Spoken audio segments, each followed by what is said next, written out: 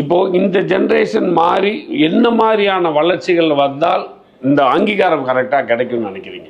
இதில் சில தவறுகள் நடக்கலாம். உங்கள் ஆளுங்கள்லையும் சில பேர் சமூகம் கொடுக்குற அங்கீகாரத்தை மறுத்து சில சங்கடங்களையும் உருவாக்குறாங்க. சில இடங்கள்ல இப்போ ட்ரெயினில் நடக்குது, பப்ளிக்கில் நடக்குது, ஏதோ சில சங்கடங்கள் சில பேர் பண்ணுறாங்க. நல்ல மரியாதையாக போயிட்டுருக்கிற இடத்துல யாரும் ஒரு சில தவறுனால இந்த இந்த ஜென்ரேஷனுக்கே ஒரு பெரிய சங்கடங்களை உருவாக்கிடுறாங்க இல்லையா? அவங்களுக்கு என்ன சொல்கிறீங்க? தவறுகளுக்கு நம்ம முட்டுக்கட்டை போட முடியாது.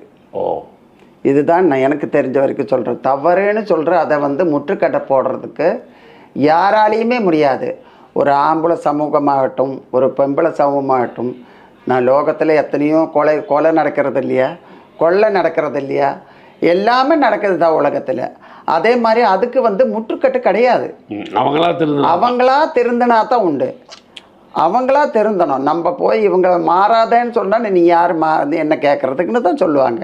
அதனால தன்னைத்தான் மாறினா தான் அதெல்லாம் அதுக்கு ஒரு முடிவு கிடைக்கும்.